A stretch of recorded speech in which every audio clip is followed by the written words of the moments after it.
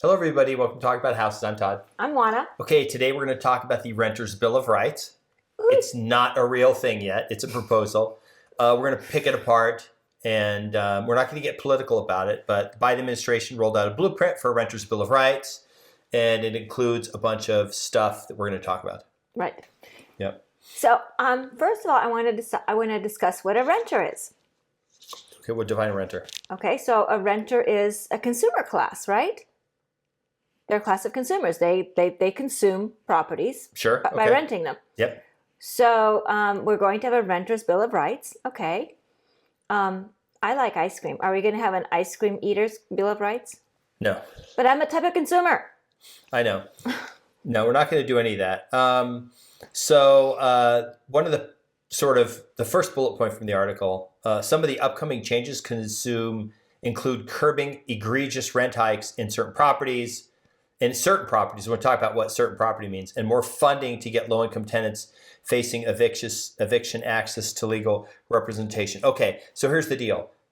The certain properties, this is only going to apply to initially to properties originated with a federal loan program. So that you got a federal-backed loan, FHA, VA, things like that.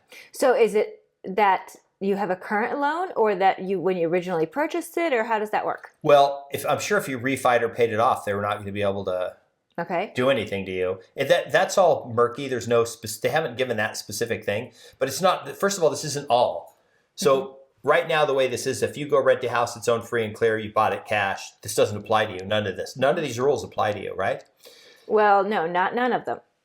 There are rules that do apply, because when we get into some of the specifics as far as other parts of the rules, right? But I'm saying they do apply. The limits on rent, you as a landlord renting to anybody, right? That's one issue. We'll talk about that. The other is it's going to provide funding to low-income tenants facing eviction access for legal representation. So is that actually a problem? It isn't, because remember you're saying it's not. No, it's not, because remember most people don't know this, but when you go to court because you're facing eviction, generally speaking, neither the tenant nor the landlord are represented by legal counsel.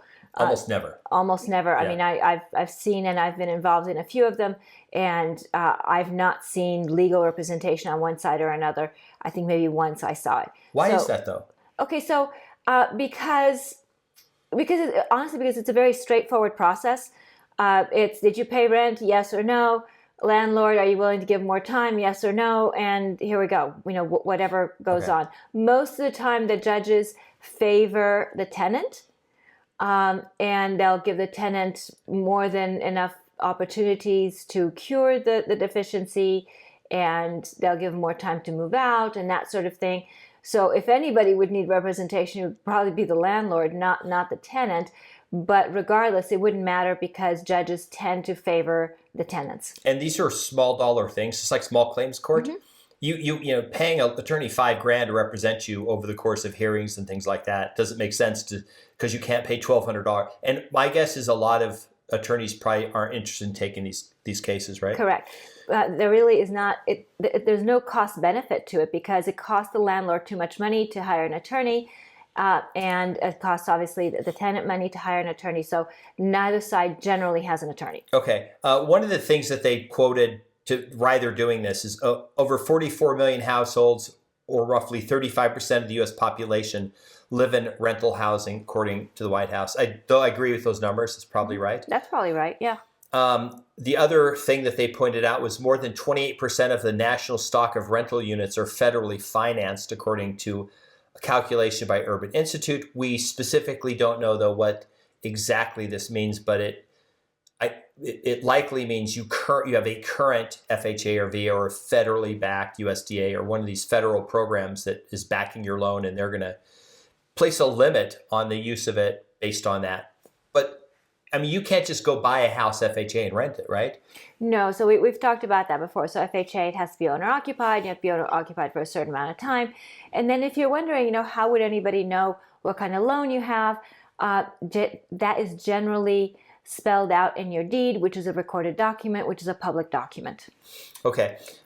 So what we'll do is we'll first talk about, there are some specifics we want to go over with this because they are interesting. I personally believe that any time you start implementing restrictions on what landlords and tenants can do, you make it worse for the tenant. So I think, I agree with you. There are a lot of unintended consequences on both sides. I think this is, for the most part, a hindrance to the market and a hindrance to both sides of the equation. And we can certainly give examples of that. Right. Do you want to point out some of the pitfalls? Okay, so what we're going to do is we're going to first talk about the general macroeconomic, what has happened in the past, and then we're going to come back and talk about some of the specifics that were in the proposal and why they won't work and they're really bad. They're actually going to hurt the tenants in specific situations, okay?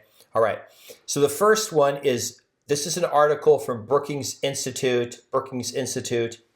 It's slightly left-leaning.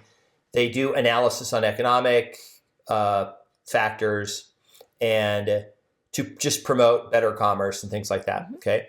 But in this article that they talked about, they said, new research examining how rent control affects tenants and housing markets offers insight into how rent control affects markets. While rent control appears to help current tenants in the short run, in the long run, it decreases affordability, fuels gentrification, and creates negative spillovers on the surrounding neighborhood. Now, let's give an example of that. You're in San Francisco. You have a large apartment type building, and you have tenants in it. And the city comes in and says, you know what? We're not going to let you raise rents more than 5%, and you have all these restrictions. You can't evict people. So what's an option that people that own that apartment building have? So the option that they have is to convert that apartment building to condos. So they're going to be selling the units. Now, because they will be selling the units, they have the right to evict everyone. And then go ahead and sell the units. Now, when they sell those units, they will sell those units for a good bit of money, which means that they will be bringing into that neighborhood people who are higher income earners. And that means that... Which sounds good at first. Which means that, certain types of merchants will move into the neighborhood. And I'm going to pick on Whole Foods. Whole Foods and those types of merchants will move into the neighborhood because now the people that have purchased these condos are people who are interested in pursuing commerce with Whole Foods. And then what happens to the rest of the neighborhood? Well, the rest of the neighborhood now is in a position where maybe the grocery store that was there before has now been replaced by Whole Foods, and now they're no longer paying X amount for a gallon of milk. Now they're paying X plus Y for that gallon of milk because it's Whole Foods, and Whole Foods is generally on the upper end of the scale as far as affordability. So, to one aspect, you would say, oh, well, now this becomes an upscale area, and you have these low-income apartments in an upscale area. But you have two problems. You have income disparity. You have low income and high income. The services in the area are going to try to get the most money, so they're going to start appealing to the higher income people. You're essentially going to price out the low income people. The other thing you're going to do is you're going to decrease everybody's property values, because anytime you have dissimilar properties like that, income or mixed use that is not conforming, right? It tends to worsen property values. Right. So here was a study that they did, and this was based on rent control in Cambridge, Boston, where Massachusetts voted to drop it. They said, we're going to get rid of rent control because it's really messing up the neighborhood. The economic magnitude of the effect of rent control removal on the value of Cambridge's housing stock is large, boosting property values by $2 billion between 1994 and 2004. So they got rid of rent control, property values shot up. Of this effect, only $300 million is accounted for by the direct effect of decontrol on formerly controlled units, while 1.7 is due to the indirect effect. Okay, so indirectly, there's a much bigger effect than the direct effect. These estimates imply that more than half the capitalized cost of rent control was borne by the owners of never controlled properties. So even properties that are never rent controlled were being penalized. Rent control properties create substantial negative externalities on the nearby housing market, lowering the amenity value of these neighborhoods and making them less desirable places to live. In short, the policy imposed $2 billion in costs to local property owners, but only $300 million of that cost was transferred in renters in rent control apartments. Okay, this is not. You can find politically leaning. This is Brookings Institute. They are not a right wing. They don't have a political agenda. They're not for property owners or anything. This is this is all reasonable. Everything that they're saying makes total sense. Right. It's legitimate. It's a real cost. And so do you want to talk more about that before we go into some of the specifics? Well, the issue to me is that the market, as Todd likes to say, the market's very efficient. And when you interfere with it, the unintended consequences tend to be pretty large because economic ecosystems are complex, and policy tends to be very narrow-minded and not consider all the unintended consequences. One of the provisions of the thing would be, one, they would limit the amount of rent increase you could provide. Mm-hmm. If you had an FHA loan, you moved out, you decided to make it a rental, and you charge $1,000 the first month or the first year, and then prices in your costs went up, inflation, 10% inflation, and you tried to raise your rent to $1,100. The government could step in and say, nope, you can't do that. You can only charge less, right? Mm-hmm. So you say, fine. When the tenant moves out, though, that new tenant, now you could say, hey, wait a minute, maybe I'll charge, what would you do potentially to defer the problem of not being able to charge more rent in the future? Oh, I would not renew leases. Okay, no one can get their lease renewed. No. You would just put a new tenant in. Yeah. Therefore, you don't have to worry about the thing of raising rent. Mm-hmm. You just throw them out. So how's that bad for the tenant? Well, because it's expensive to move. I mean, it's super expensive. It's more costly to move than to pay the $100 more rent. Yeah. And the tenant may be okay paying it, but then you say, I can't legally do it, so you have to go. Right. So, I mean, and people would have workarounds. So, for example, you would say, well, okay, I know you can't rent to me for, $1,100 a month, but my sister is not on the lease, so go ahead and rent it to my sister for this coming year, and then the following year it's back to me and back and forth. Right, which they do. And we can do that. We can make it work. And that's a workaround. But, why go through that? Why not just be honest and let the market decide? Okay, one of the other ones was 30 days. You had to give them 30 days of no payments before you could even start an eviction. And there's some markets where, in some markets where you have to wait that way anyway, it wouldn't really matter. But in other markets, they could basically just stall you for 30 days, and the owner has no recourse. So knowing that, though, the owner may charge deposits up front more or something. Right. So in Nevada, we can charge deposits up to 3 times the rent. So we would do that, and that happened a lot during and after the pandemic when owners were faced with not being able to evict people for non-payment. So all of a sudden, tenants coming in were balking because they would have to pay 3 times rent for the deposit. And they were like, well, I shouldn't have to pay more than 1 month's rent for the deposit. And the position was, well, I understand that. And that was pre-pandemic, before the government was helping everybody. But when the government said we couldn't evict for non-payment, now we have to have a little bit more of a cushion because we need that extra time in order to evict you if you don't pay. And we need that financial cushion. So again, that hurt a lot of people because a lot of people just didn't have 3 times rent for the deposit. Because if you think about it, if I want 3 times rent for the deposit plus for first month's rent, now you have to come up with 4 times the rent just to move in. And this isn't good for a tenant. No, this is exorbitant. And so, again, this hurts the tenant. The market is really efficient. And if the landlords believe that they're going to have to suffer these things, they're going to pass it on up front when they have control. You need a place and they have it. They're going to do this. One of the more egregious ones is that we went through and we read all these. Some of them were really ridiculous. This is super overreaching. I'll give you one example. Military people who are renting in town. So as you know, if you're in the military, or if you don't know, if you're in the military, you have one of 2 choices. You live on base and base housing, you don't pay for that. Or you elect to live out in town and you get something called BAQ, Basic Allowance for Quarters. Okay? And that allowance, the core, it's a housing allowance. The Air Force and Army may call it something different. That's what the Navy and Marine Corps called it, BAQ. And if you live out in town, we'll just use the example, San Diego, California. You're based in San Diego, but there's no base housing, and you want to live out in, Chula Vista or whatever, just a little further out. You want to rent. So let's just say you get $3,000 a month. Well, right now what happens is no questions asked. You just elect it. I'm going to live out in town. They go, okay, you're qualified for $3,000 a month. You just get paid $3,000 a month, extra tax-free. It's an allowance for quarters. Then you use that money however you want. You can go rent a house with 4 other people and put the money in your pocket. There's no restriction on that. You could just move in with your aunt and uncle, or in some cases, I know people, they physically live there. Like their family lives there and they're living with mom and dad and they're collecting money from the government, right? Well, one of the things in this says if you live off base in your military, before they'll give you the money, they have to first inspect where you're going to live to approve it.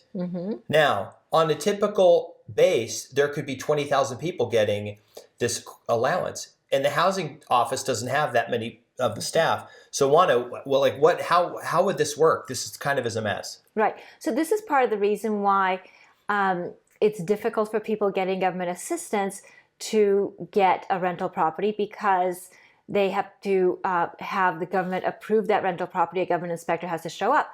And depending on the program, it could be 30 days before that government person can show up and inspect. And then they can ask the landlord to make certain changes, certain repairs, whatever, in order to approve the property. And if those repairs are necessary per the inspector, then the inspector has to come back and re-inspect. So all of a sudden you're looking at 30, 60 days before this tenant can come in, as opposed to just getting a regular person off the street who's just going to pay you rent.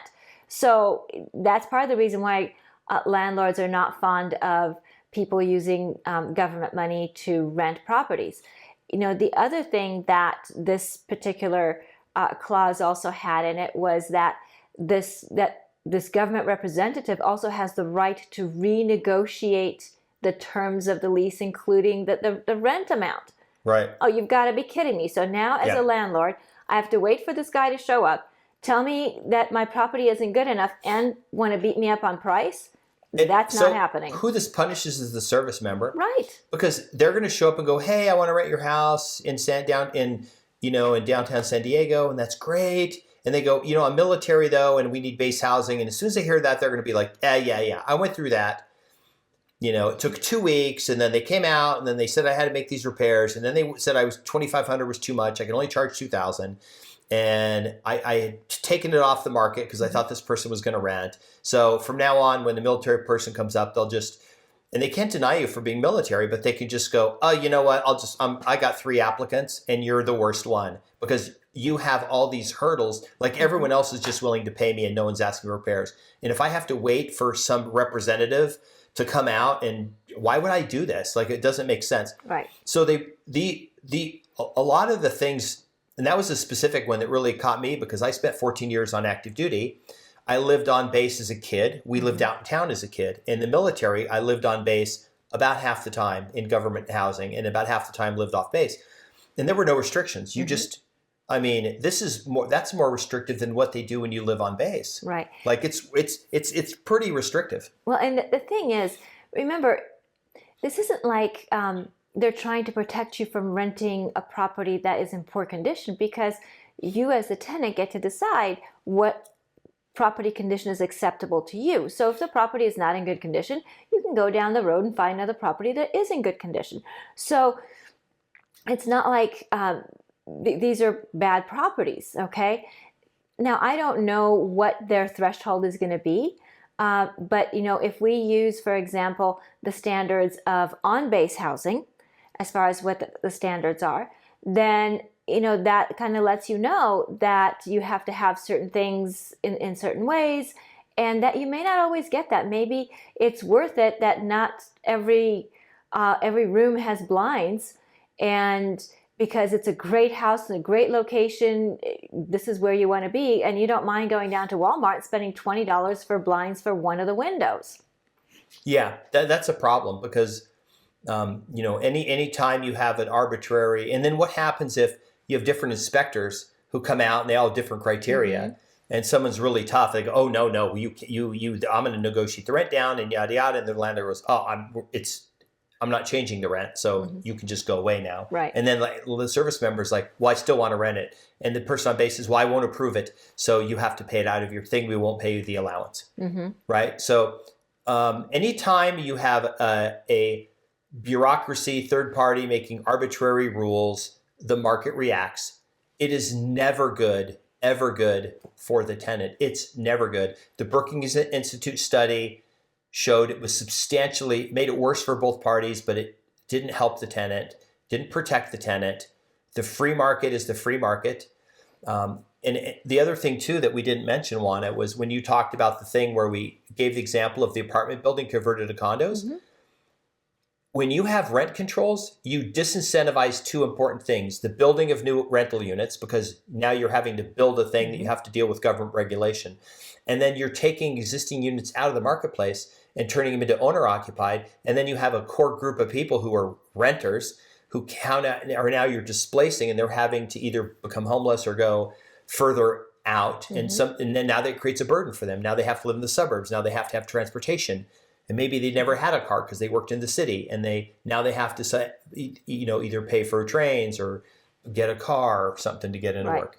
So, look, I mean, it's not that the free market is perfect, because it's far from perfect, but it is efficient. So we can agree on that. And the idea that the government regulation is going to help these tenants with these particular set of regulations, I think leaves a lot to be desired. It's not that there can't be regulations that can be helpful. Yes, absolutely, they can. I'm more a fan of incentives rather than punishments. So, to our examples, that if the government says, hey, if you're going to rent out, then maybe we'll give you, whatever spiff to, like for example, here in Las Vegas, the way it works is if your property is a rental, they have a scale. So if you're renting a four-bedroom house out, and that four-bedroom house is priced under a certain amount, then you get a break on your property taxes. So there can be positive ways to incentivize the behavior that the government is trying to engender in people. But this idea of being heavy-handed and forcing things, I think that hurts everyone. Yeah, I agree. So tell us what you think. You don't have to agree with us, and we understand that a lot of you are going to disagree with us. Especially if you're a renter and you think this is coming to protect you, and I'm telling you it's not coming to protect you. And you're welcome to disagree with us, and please leave your comments, because we want to hear from you. You're not going to hurt our feelings. But please be nice to one another in the comments. If the video was interesting, controversial, if it entertained you, if it made you laugh, please subscribe, hit the notification bell, like the video, share the video, and tell us where you're watching from, and we'll see you on the next video. Bye. Bye.